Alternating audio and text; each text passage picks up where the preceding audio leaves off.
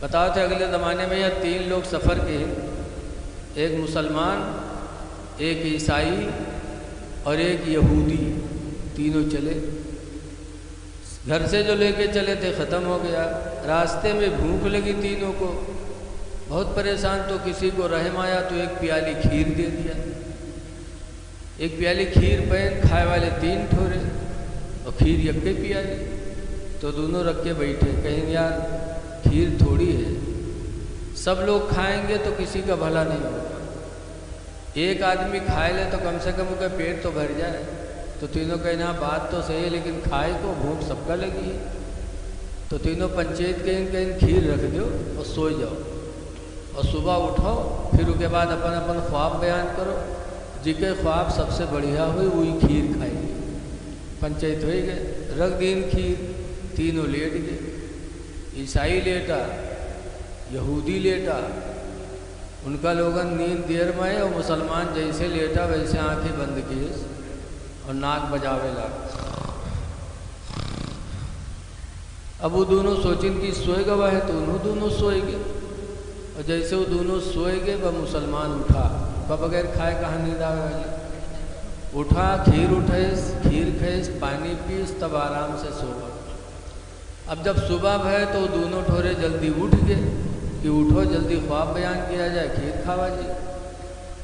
دونوں اٹھ گئے، اور مسلمان کا ہے اٹھے، وہ کے پہلے کام تمام ہے، تو وہ کا اٹھاویں، جب اٹھاویں تو وہ کروٹ ہو جائے، باہر سے بدلیں تو یہ کروٹ ہو جائے، تو دونوں زبردستی اٹھائے کے بیٹھائیں، کہیں بھائی ایسا ہے صبح ہوئے گی خواب بیان کرا جائے، وہ کہ جب بات جی کے خواب اچھا ہو کھیر کھائیں، تو مسلمان کے تو بتاؤ تم لوگ کھا دیتے ہو۔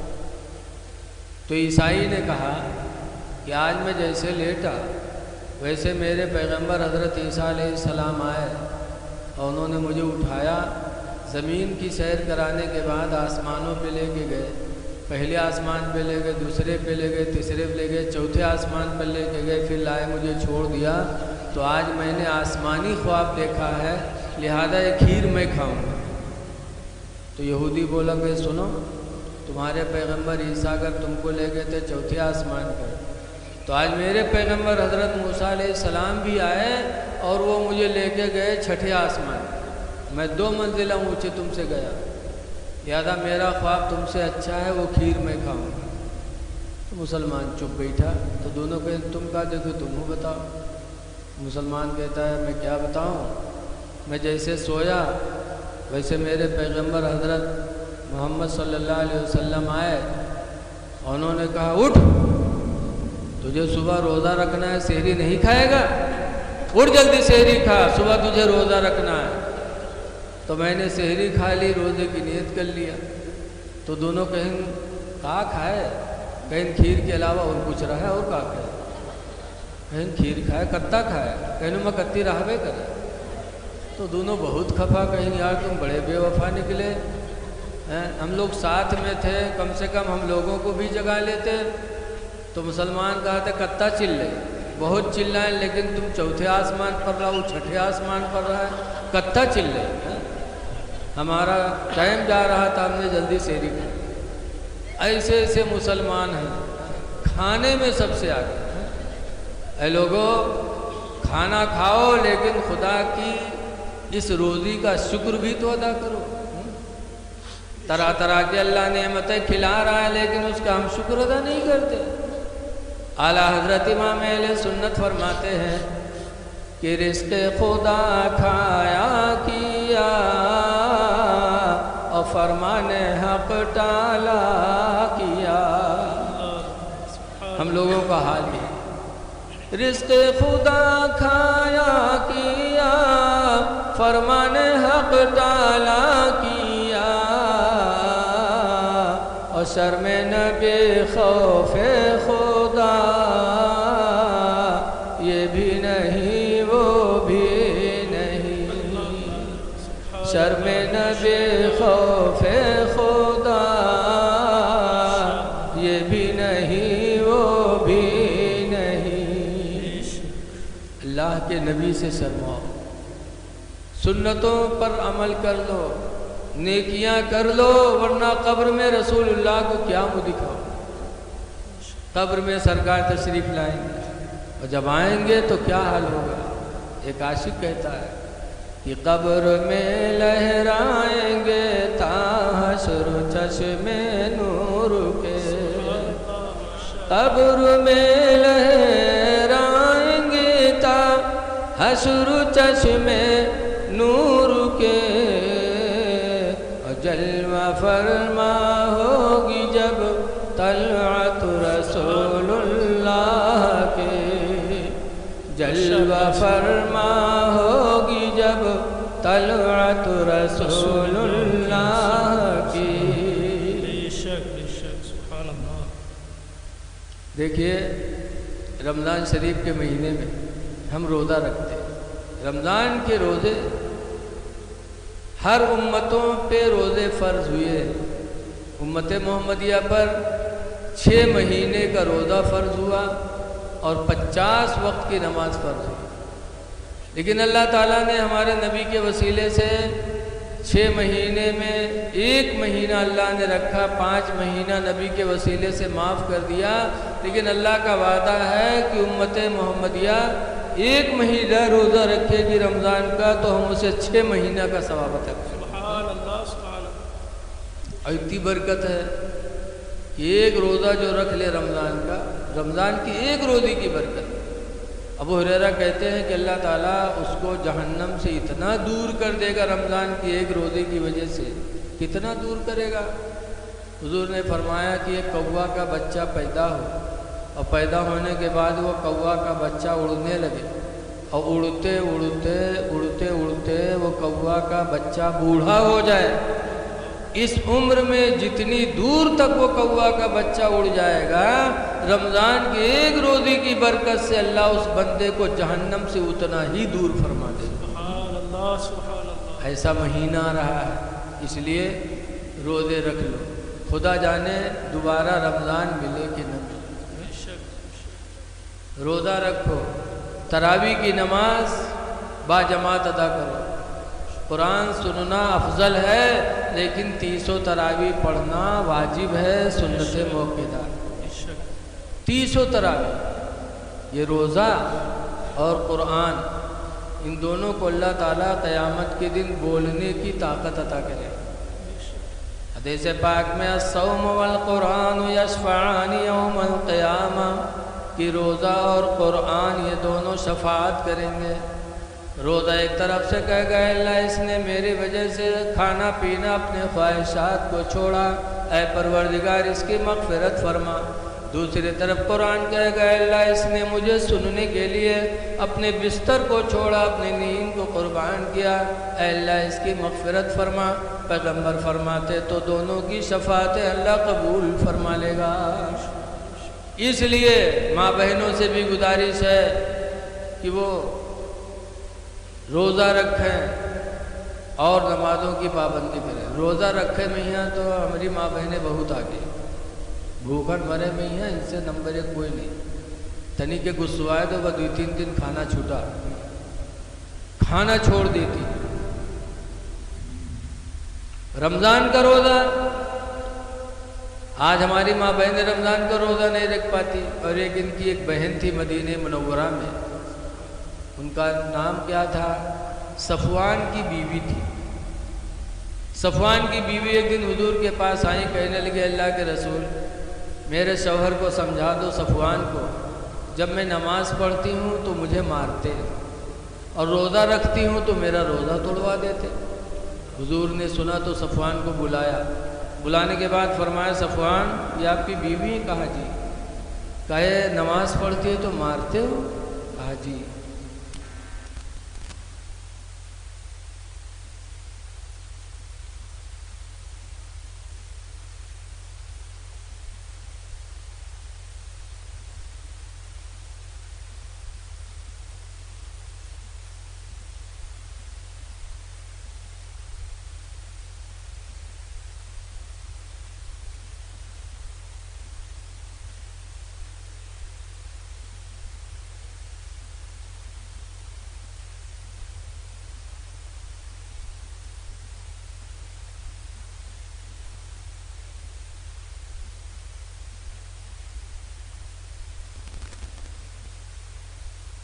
ہماری بہنیں ان کا کلمے نہیں یاد ہے، اگر یادو کرا کہو لا الہ الا اللہ زبانیں نہ تری ہے کہ کہو یاد نہ ہو.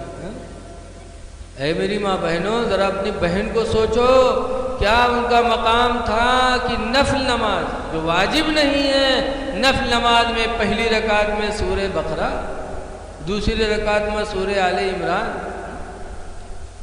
تو صفوان کہتے ہیں میں جوان آدمی ہوں، کھیتی سے آتا ہوں، تھکا ماندہ، رات میں اس کی ضرورت مجھے پڑتی ہے اور یہ نماز میں رہتی ہے، اس لیے اس کو مارتا ہوں. اور کہا روزہ توڑوا دیتے. کہتے ہیں اللہ کے رسول یہ سال میں صرف 5 دن روزہ نہیں رکھتی، بس سال میں 5، عید، بقرہ عید اور 11، 12، 13 ذی الحجہ، 5 دن یہ روزہ نہیں رکھتی بلکہ پورے سال روزہ رکھتی ہے.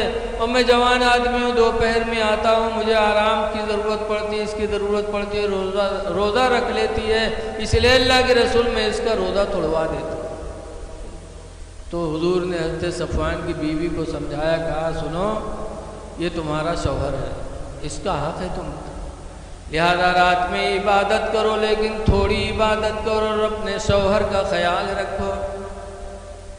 اور رمضان شریف کے علاوہ کوئی نفلی روزہ بغیر شوہر کی اجازت کے رکھنا عورت کے لیے جائز نہیں ہے.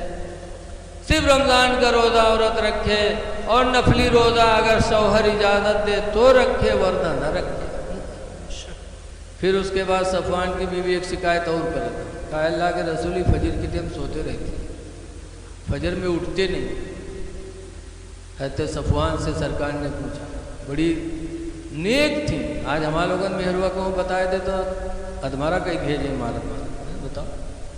اب کہوں آئے کہ سگنی ہم بتائے دیں کہ نماز فجر نہیں پڑھا تھا تو ہم کا کہاں سلا دیں بتاؤ.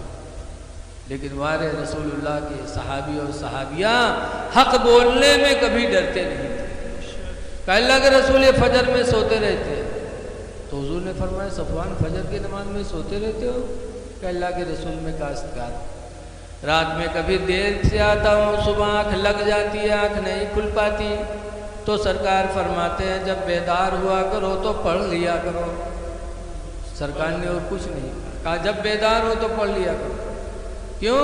جب آدمی سو گیا تو شریعت کا حکم نہیں لگتا، جب بیدار ہو تو شریعت کا حکم لگتا ہے.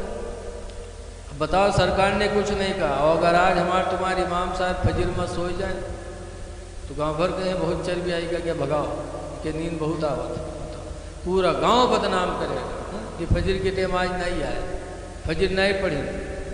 اے لوگو، ہمیں بھی شریعت پر عمل کرنا ہے، لیکن شریعت نے بھی ہمیں کچھ چھوٹ دیا ہے.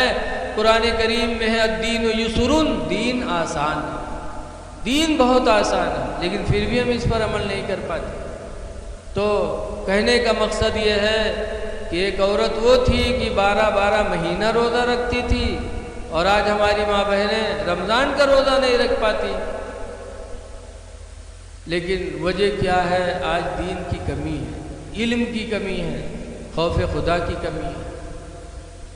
لہذا ہم اپنی ماں بہنوں سے گزارش کرتے ہیں کہ آنے والے رمضان میں اپنے رب کو راضی کرو. خدا جانے دوبارہ رمضان ملے کہ نہ ملے.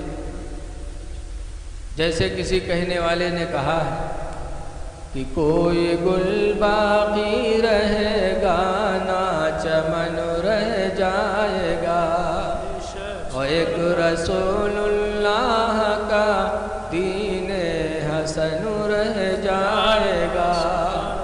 ہم سفیروں باغ میں ہیں، کوئی دم کے چہچہے،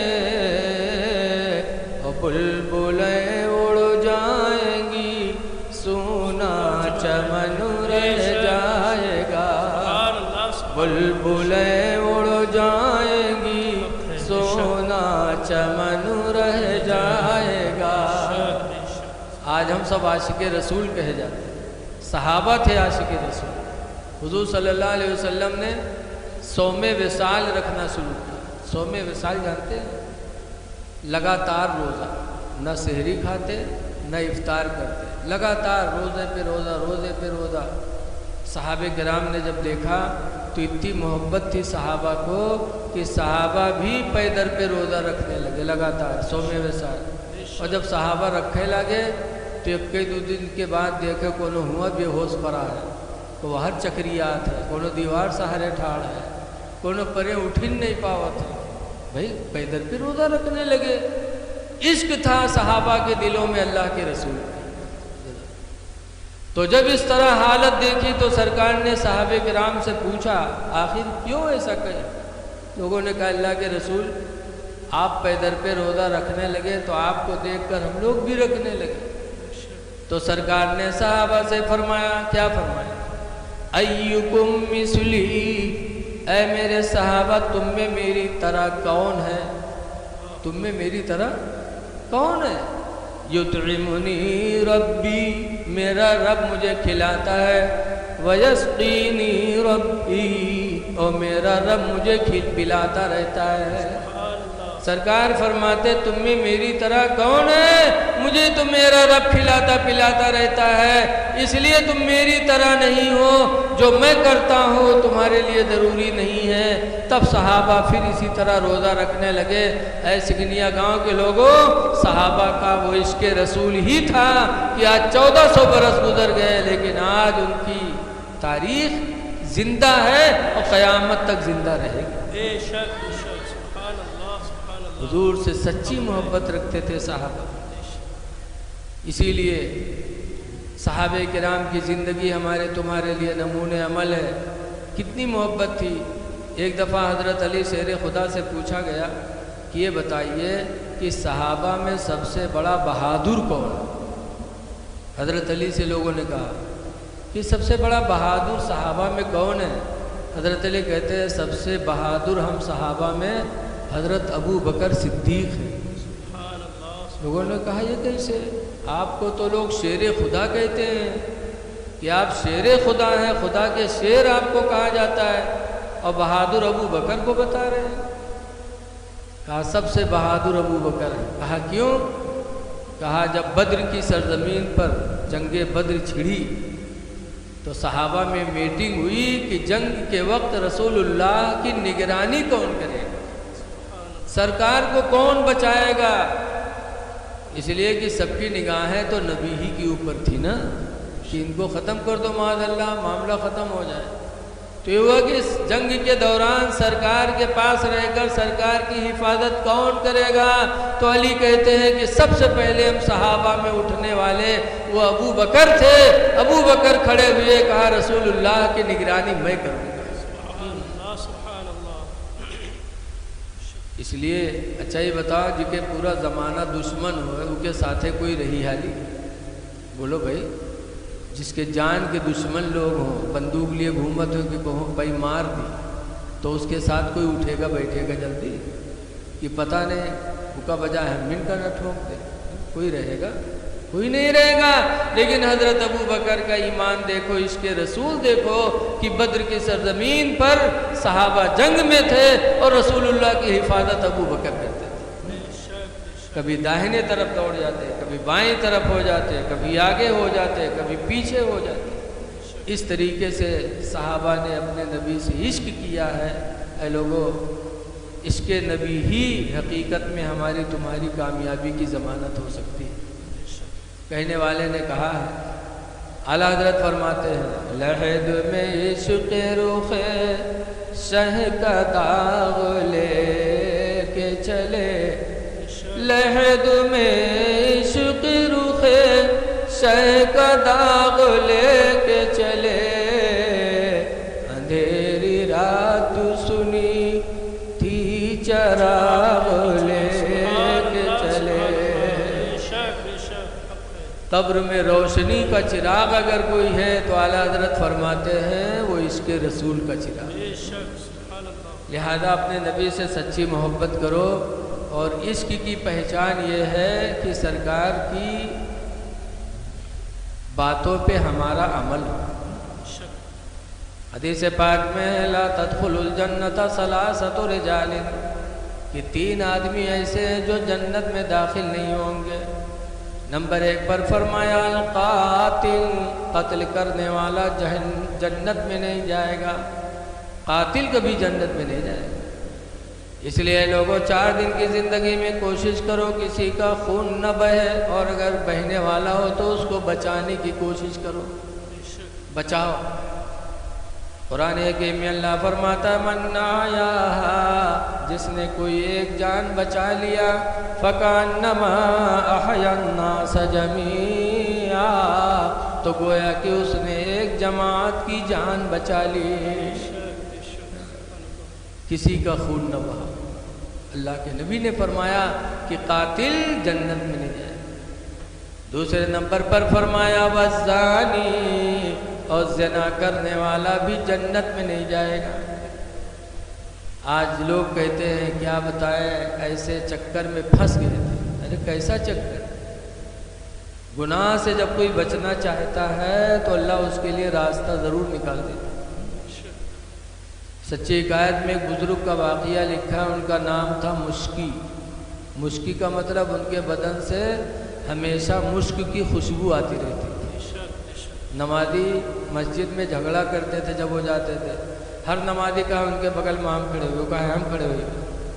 ایک مرتبہ مشکی سے پوچھا لوگوں نے کہ یار ہم لوگ عطر لگا کے آتے، لیکن تمہارے سامنے جب پہنچتے ہیں تو ہم لوگوں کی خوشبو غائب ہو جاتی، کون سی خوشبو تم لگا کے آتے، کہاں ملتی ہے؟ تو مشکی نے کہا میں کوئی خوشبو نہیں لگاتی۔ کہا پھر کیوں مہکتے رہتے؟ تب مشکی نے اپنی ایک تاریخ سنائی تھی۔ کہا سنو، میں ایک غریب باپ کی اولاد تھی، میرے باپ نے غریبی کی وجہ سے کپڑے کی دکان پہ نوکر رکھ دیا تھا، میں کپڑا اٹھا کے دیتا تھا۔ ایک دن ایک بڑھیا کپڑا لینے آئے، 4-5 کپڑے نکلوایا، پھر میرے مالک سے بولی کہ میں اپنے بہو کے لیے کپڑا لینے آئی ہوں، اس بچے کو ساتھ میں بھیج دو، جو کپڑا میری بہو پسند کرے گی کپڑا لے لوں گی، باقی پیسے دے دوں گی، کپڑا دے دوں گی، لے آئے گا۔ مشکی کہتے میرے مالک نے مجھے اس کے ساتھ بھیج دیا۔ کہتے ہیں میری ریکھیں ہی نکل رہی تھی، جوانی کا عالم تھا۔ جب کپڑا لے کے اس کے گھر میں پہنچا، بڑھیا اپنی بہو کو بلا کے لائی، اور جب بہو آئی اور اس کی نگاہ میرے اوپر پڑی تو اس کی دل کی دنیا بدل گئی۔ میری جوانی اور میرے خوبصورتی کو دیکھ کر میرے اوپر ایسا دیوانہ ہوئی کہ کپڑے کو الگ رکھا اور مجھ سے گناہ کرنا چاہیے۔ میں نے کہا اے اللہ کی بندی، اللہ کو ڈر، میں غریب ہوں، مجھے برباد نہ کر۔ لیکن وہ خنجر نکال لائے اور کہا تم مجھ سے اگر قریب نہیں ہوگے تو تمہیں قتل کر دوں گی۔ مشکی کہتے ہیں میں دل ہی دل میں خدا کو یاد کرنے لگا، یا اللہ جان بچانا بھی ضروری ہے اور گناہ سے بچنا بھی ضروری ہے، یا اللہ کوئی صورت پیدا کر دے۔ اتنے میں فرماتے ہیں مجھے تیز کا پیخانہ لگا، تو میں نے اس سے کہا بھائی مجھے بہت تیز پیخانہ لگا ہے، مجھے کر لینے دو، پھر تمہاری جو مرضی ہوگی کرنا۔ وہ بہو خنجر لیے اس نوجوان مشکی کو لیٹرنگ میں لے کے گئی۔ کہتے ہیں میں لیٹرنگ کے اندر تھا، پیخانہ کرنے لگا، باہر یہ کھڑی تھی خنجر لیے میرے انتظار میں۔ فرماتے میں نے دل میں سوچا کہ آج اگر میں خوبصورت نہ ہوتا، میرا چہرہ اس کو اچھا نہ لگتا تو یہ گناہ کی دعوت مجھے نہ دیتی۔ خوبصورتی کی بنیاد پر آج مجھے زنا کی دعوت مل رہی ہے۔ یہ دل میں سوچا، پھر وہی پیخانہ جو میں نے کیا تھا اسی کو اٹھا کر اپنے چہرے پہ لگا لیا، بدن پہ لگایا، اور لگانے کے بعد جب باہر نکلا تو جو عورت خنجر لیے کھڑی تھی دیکھی تو چلا کے بھگی کہ بھگا بھگا، یہ کونو سری ہے، پاگل ہی آئے گا، بھگا اس کو یہاں سے۔ مشکی کہتے ہیں میری جان بچی۔ میں وہاں سے گھر آیا، گھر پہ آیا، نہایا، نجاست دھلی، کپڑا دھلا، نہا کے پھر کپڑا پہنا، وضو بنایا، اور وضو بنانے کے بعد میں نے 2 رکعت نماز شکرانے کی ادا کی۔ ادا کرنے کے بعد میں نے کہا یا اللہ تیرا شکر ہے کہ تو نے میری جان کو بھی بچا لیا اور مجھے گناہ سے بھی بچا لیا، یا اللہ تیرا شکر ہے۔ کہتے ہیں میں دعا مانگی رہا تھا کہ ایک غیبی آواز آنے لگی کہ میرے بندے تو نے میری رضا کے لیے اپنے چہرے کو گندا کیا، بدن کو گندا کیا ہے۔ میرے عزت و جلال کی قسم جب تک تو دنیا میں زندہ رہے گا ہم تیرے بدن سے مشک کی خوشبو پیدا کرتے رہیں گے۔ فرماتے ہیں تبھی سے میرا بدن مہک رہا۔ اے لوگوں، پتہ چلا کہ جب کوئی गुनाह से बचना चाहता है अल्लाह के डर से, तो अल्लाह उसके लिए कोई ना कोई रास्ता निकाल देता है। कुरान में अल्लाह फरमाता है मन यत्तक़िल्लाह, जो अल्लाह से डरेगा, यजअल लहू मखरजा, अल्लाह उसके लिए कोई ना कोई निकलने का रास्ता बनाएगा, वयरज़ुक़हु मिन हैसु ला यहतसिब, और अल्लाह इतनी रोज़ी देगा कि वो शुमार भी नहीं कर पाएगा। ज़ानी जन्नत में नहीं जाएगा। तीसरे नंबर है वह दय्यूस, और दय्यूस जन्नत में नहीं जाएगा। पूछा गया अल्लाह के रसूल दय्यूस कौन है? तो फरमाया दय्यूस वो इंसान है जिसकी बहन बेटी बेपर्दा घूमे और वो अपनी बहन बेटियों